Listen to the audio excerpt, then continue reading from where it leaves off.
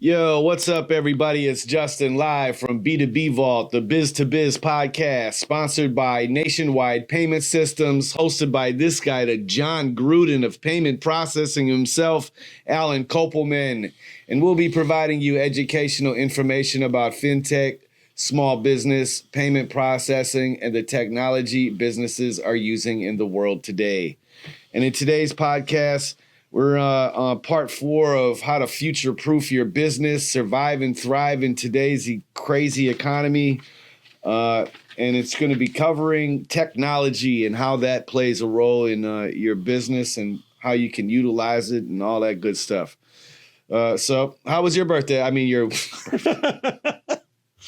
was your weekend, sir? The weekend was good. Finished up the important Jewish holiday. Very good. Very Yom nice. Kippur. Now there's more holidays. So it's coming up, but it's all good. It's the holiday season, right? Yep, it's the holiday season for the Jewish people. We had Yom Kippur, now Sukkot, then we have Simchas Torah, and then another one, Shmini Atzeret. Lots of holidays. Sounds busy.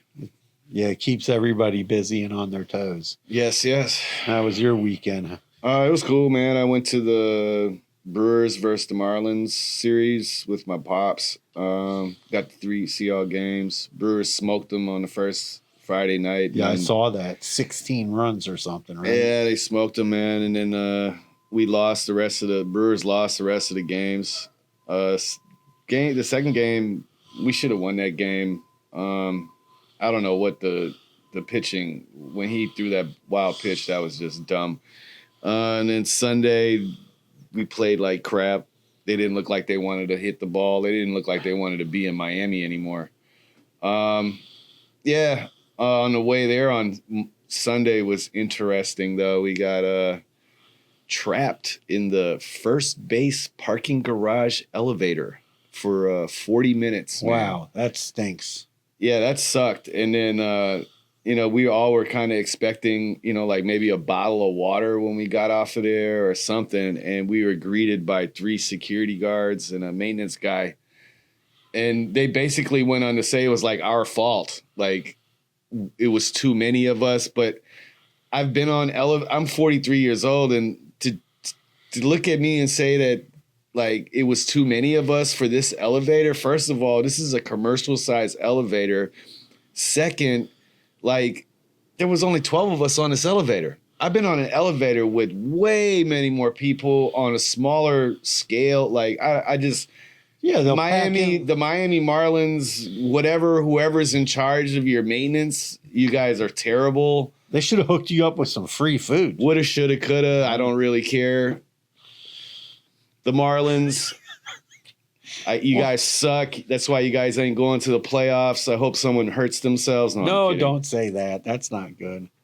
So besides that, I know you're a vegetarian. Was there any vegetarian options at the game? I don't know. Oh, you didn't partake in looking at any food? No. Oh, okay.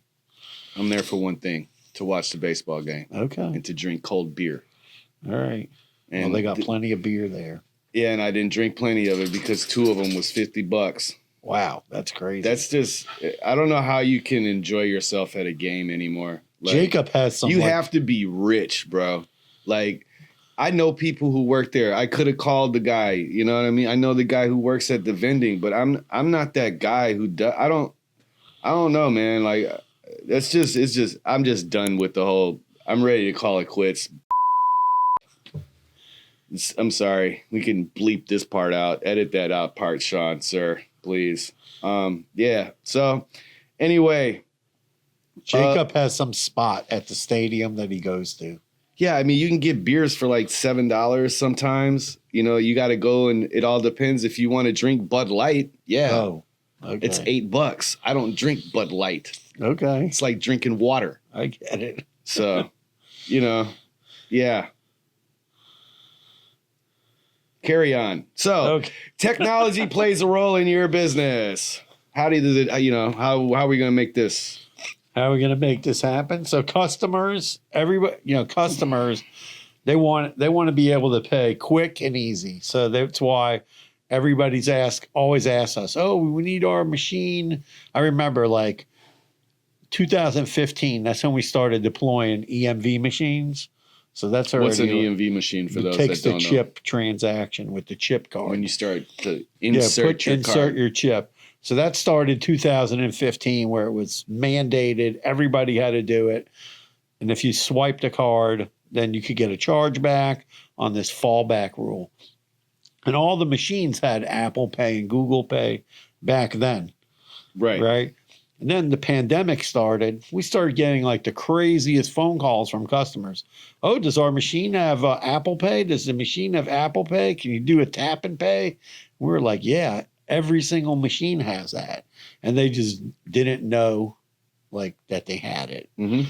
And then some people's machines just needed a software update because it wasn't turned on or they weren't using it and it got shut off during, or the machine hadn't updated. But every machine pretty much has that. And if you don't have that, you need to have it. And other things that people expect from you, like if you're doing invoicing, people expect, you send them an invoice and you can do a click and pay through an email or a text message. People want it easy. They want it easy. And I've talked about this before, like I think I wrote a blog about it, or we might have done a podcast about the consumerization of business payments. Definitely shot pod. Right. The same way people are making payments for their personal things, people want to make payments for their business that way too. They want it quick and easy. And I don't want to have to call you on the phone. I'm dealing with something now where this company asked me for my credit card information. I gave it to them. Then they sent me a new invoice. And then they're asking me to do a bank transfer to them. Mm-hmm.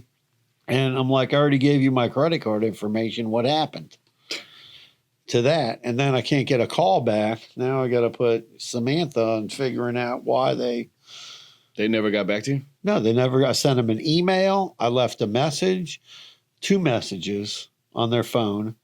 And that's not a way to collect money. I mean, if you're a business, you need to take credit cards. Maybe they're not doing so good. Yeah, I don't know. Now I'm worried, right? Should I pay him with a bank? Should I pay him with a bank transfer? I wouldn't even use the service.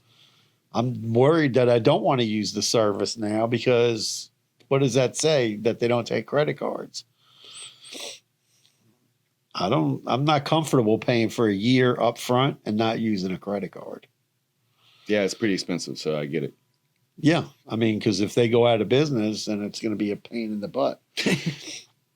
Other ways businesses really need to start thinking about the technology and how to put it to work, like point of sale system. When I talk to people and I'm like, if you have a point of sale system, you can track all your inventory, you can track all of your what's coming in, what's coming out. You can make sure all the charges are being done accurately. So someone comes up to the counter with 4 items, they're all rung up. Mm-hmm. And whether the person paid cash or with a credit card, it's all recorded. And so many businesses don't take advantage of that. And then, we were talking to a huge business that we're in the process of selling them a whole big system to replace another big system that they have that's like 15 years old. Okay. Right. And they have credit card machines on the side. So now they're going to upgrade to this NCR Counterpoint product. Mm-hmm. And then as part of that, we asked them, like, they have not done a physical inventory in a decade. So we're helping them by getting Regis, this company in there. They send in like 5, 6, 7 people, right? They come in with these handheld scanners and then they scan all your items. Right. And then that way you also get, besides that, you get the inventory, you have accurate barcodes in your system. So now you can scan the barcode instead of searching for the item. And this place has over 10,000 items in it. Very cool. Yeah. And we're also getting them a different scale so that when people go to get things that are weighed, that it'll print out a barcode they can scan at the register. Nice. Punch in the item number, and then it'll print out the barcode scan. Technology, baby. Yeah. So technology can help because with that many items, they don't really know what's going in and out. What are their best sellers? What's sitting in there that they I mean, haven't they sold? know, but they can't act on it. They can't do anything. Right. They gotta, yeah. Yeah, you can act on it better if you know, like, oh, I have this item and I'm selling, 500 of these a month, right? Instead of buying 150 of them every week or 250 every 2 weeks, maybe you go to the manufacturer and you go, hey, I want to stock up. I want to buy 3,000 of those.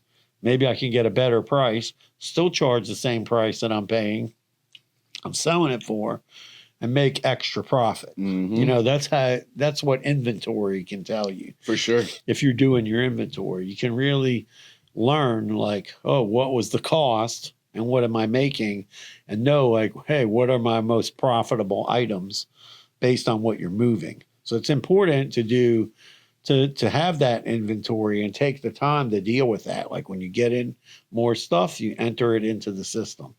And with Yeah. this system, it's going to be a lot easier for them because you're going to be able to upload the invoice and then update the inventory Oh, that's cool. because they'll be able to do that.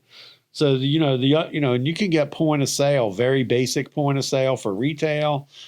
There's point of sale for restaurants. The same thing. You have a point of sale for your restaurant. You're able to run reports and know, oh, at the end of the month or the end of the quarter, what items are we selling the most of?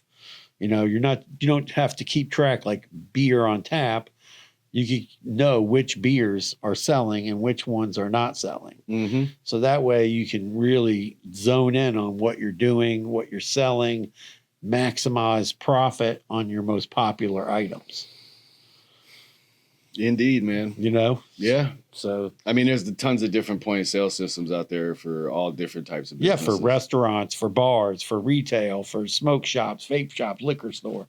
Yeah. And then incorporating like loyalty in there, which we talked about in the last podcast. The other things that are being very popular is, kiosks and online ordering and incorporating those into your business. Right. And connecting that to your point of sale. What's a way a business can incorporate a kiosk into their business? By having a self-service option, even though there's been a lot of negative stuff about it and people don't like it, but having some kind of self-service. I'm not a fan of a kiosk. Right. I'm not either, but we sell them. So. Right.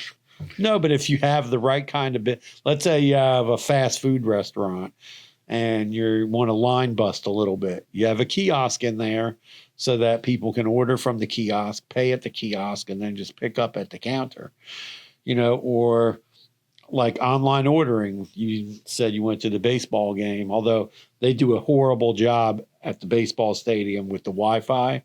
So I was not about to attempt to order. Everyone in front of me was complaining. They kept getting the wrong stuff. Yeah. Took forever. I was like, dude, I'm just going to walk and go get it. I mean, we were on the first base side, so it wasn't a big deal to walk up some stairs, but I can see why older people don't want to keep doing that. But yeah, I don't know. I'm very biased when it comes to baseball parks, and I'm not a fan of the Miami Marlins baseball stadium. I don't like the way it operates. It makes all the people walk all the way up all them stairs. I mean, or the ramps. I don't even know why they don't have an escalator over They there. do have an escalator, but it's not for, man. I don't know, man. It's not. It's poorly. I don't know. I didn't like it. Jeez, I love baseball, man, and I hate talking bad about baseball, but I did not like the way it was there. I just don't. Yeah, like at the Dolphin Stadium, the walkway goes like around in a circle, and then you get up there. It's much easier to walk up that than walk up all those stairs at Marlins Stadium. I don't know. My dad walked up a ramp, and I mean. Well, I'm just saying. I get it, man. It's different strokes for different folks, man. Go Brewers. So, no, but I'm just saying, like, kiosks, like at the airport, I saw at Fort Lauderdale Airport, they just put in like some food place and there's no employees there now. You just take your food, scan it at the kiosk and pay. I mean, the sketchy part for that to me is like, one, we're already like in the surveillance state. So it's like, go ahead and steal it if you want to. You know what I mean? So that's weird. But two, it's like, Man, none of that stuff even looked good. I was just in the airport last month, and it was not. Because I was hungry, and I'm like, man, let me see if this. So I don't know, man. You guys, if you own a kiosk, you got to do something better. Step it up, bro. Especially at the airport. Just people are hungry. Yeah, the food choices need to be a little bit more thought out. Yeah, like putting a salad in there with the dressing at the bottom, that doesn't look appealing. Sorry. No, but kiosks, like even in the What's a better way of using a kiosk for a business? What's a unique way? a unique way would be, I would say setting up like your clothes somewhere, like instead of like you renting a space, you have like if you have a brand or something, that might be a cool way to use a kiosk. You package your clothes real easily so that we can grab it and drop it. Well, that's more like a vending machine, I guess. no, but like a kiosk, let's say, kiosk could be used even for like online ordering. Let's say you go into a store and you have a shirt and you say, oh yeah, I want this shirt in an extra large, but they don't have an extra large. And then the clerk has to go over to the computer, go find it, order it online, fill it all out. It would be cool if the store had a kiosk and they say, oh, we don't have it here. Yeah, I'm not going to order a shirt. You could order. No, I'm just saying you could. Some people would do it. They would order the shirt. I would have to really like that shirt. Maybe you do really like that shirt. And then they could ship it to you. And you could just order it from the kiosk instead of just a service. That makes sense, though. I could see where use case for that. Or maybe let's say you have some items coming out. You're going to do a drop and you're going to have a special hat. Right. And people can order the hat in advance. Pre-sales. So instead of sending them to the website, they could just go right to when the they're kiosk. In your store. Right. Go to the kiosk and buy it in store and then come pick it up in the store or have it shipped. That's a cool way. So there's different ways you could put a kiosk together to do certain functions, right? To create extra business. Right.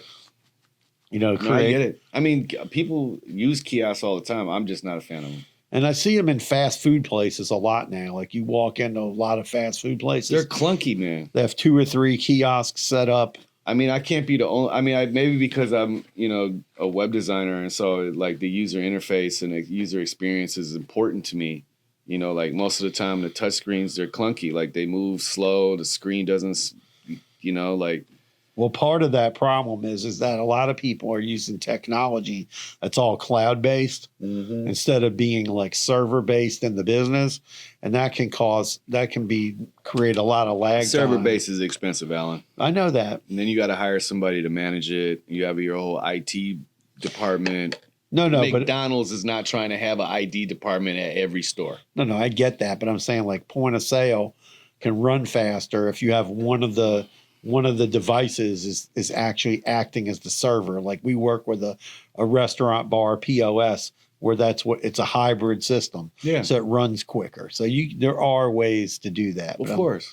So, they just have to. And the other thing is many of the point of sales, the kiosk mimics the point of sale. Mm-hmm. So it's mimicking what the employee is doing, which is not going to necessarily be the same thing that the customer is going to want to do. Right.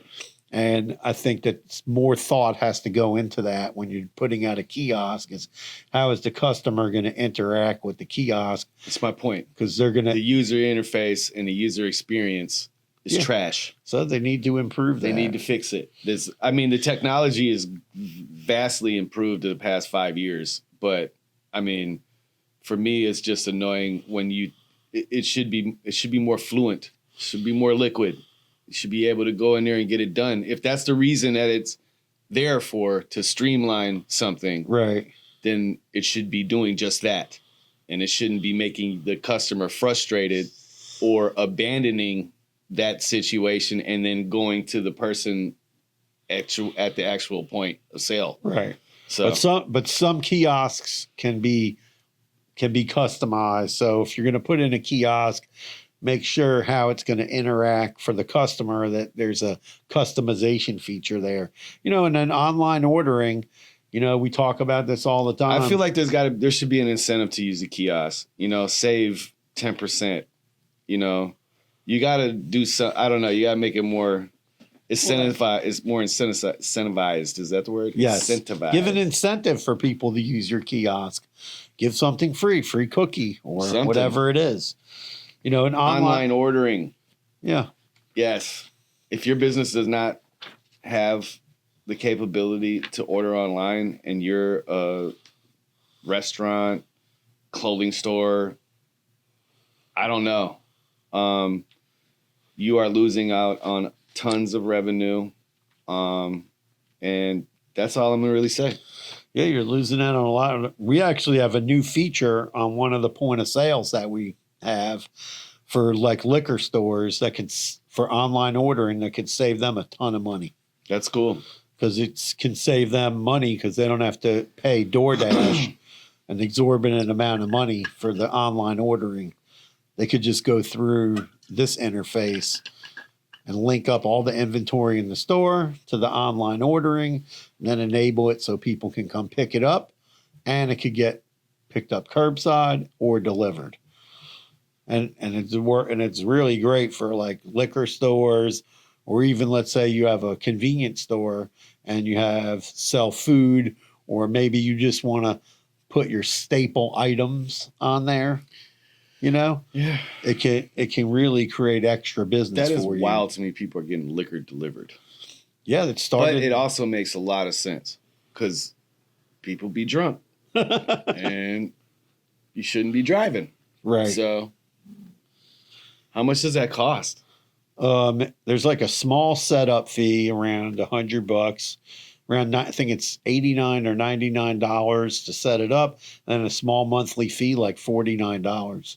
I wasn't asking about that. What? How long set up? You said how much does it cost to set up? I didn't say how much does it cost to set up. I said how much does it cost, and I was talking about like to get a delivery. But to get a delivery, they actually have like they're not using DoorDash, so there's actually like a $5 delivery fee within a certain range. So it's more expensive or less expensive? Less expensive, because with DoorDash they add 20% to all the prices, and you don't have to do that. So it's better for the customer and the merchant, or better for the merchant and the customer? Both. It's better for both. You don't have to upcharge so much and have all bunch of fees added on that DoorDash adds on. Got it. So it's more advantageous for you to do that for your store. Sounds good. It's, I think it's a pretty good. It's a new option, so we're starting to. That's roll technology. It out. Yep, it's technology. You want to get more business into your store, you got to up the technology game. Indeed. And we've talked about robots before, which I'm not a big fan of robots, but they ain't going nowhere. That's another technology. And NYPD just launched their robot for the subway. Yep. That thing is going to get tagged so bad. It's like weighs like a ton. Doesn't it weigh like a bit? They say it's really hard. It's almost impossible to tip over. Yeah, it said it weighs like over 1,000 pounds. Yeah, so that's going to be interesting. People are going to be shooting that thing, tagging it. I hope another cool thing about somebody bombed all the NYC trains. I mean, graffiti bomb, like spray painted. Terminology is called bombing because whatever. But yeah, they spray painted all the trains. That's awesome, man. That was cool to see. That was really cool to see. It's hip hop's 50th year. Happy birthday, hip hop! 50 years of hip hop. Cool. So yeah, and if you're like I don't know, like technology, if you're selling your CDs, right? You're a hip hop artist or something, like you guys got merch. You need to be selling this stuff online. Figure out your online stores, that et cetera, et cetera. There's even ways where you don't even have to have an online store. You can create payment links with some of the software we have, and then you can take that link and post it in an email, put it in your social media, and enable e-commerce. Like if you got some exclusive merch or something that's only available in 300 pieces or something, you can send a link out to your fans and they can buy it right then and there. Yeah, so a lot of cool ways of getting paid these days. Yeah, incorporating that also into your social letting people know what kind of technology you have in your business by posting pictures, by posting what you're selling and things like that. Because I think a lot of businesses don't really take advantage of social media like they should. And especially like their Google My Business page. Google My Business is important. Right, because we've talked about that before. How many people have it set up, but they have a page, but they don't have anything on it. Right. They haven't set it up properly, and it's free. It's a common mistake by small businesses in the world today. I always say, if it's free, it's for me. I'll take two. Yeah, exactly. So that's the story about technology. Put technology to use. You want to talk about technology, give us a call. The technology is not going away. It's getting better and better. I think right now we're in the really great time for business technology. And, we didn't even scratch the surface on, we could do a whole podcast about AI and what you can do with that with your business. That's a whole nother technology, but technology is there for you to use to help you streamline your operation, make it run smoother, give you and get you more information, on what you're doing in your business, what you're selling, how you're selling it, and all that, and make it easy for your customers to pay you. That's the most important thing, whether you're B2C or B2B. You want to make it easy for your customers to interact with your business. Absolutely. Right. So that's today's podcast. Hit that like, subscribe button on YouTube for us, man. Pass it along to your friends and family. Share it to your colleagues. If you have any cool technology advancements that you think we should know about, we'd love to hear about them. Or interesting ways that you're incorporating technology into your business, I would love to hear about it. We'd love to have you on the podcast. So yeah, man, check us out on YouTube and everywhere else. Peace.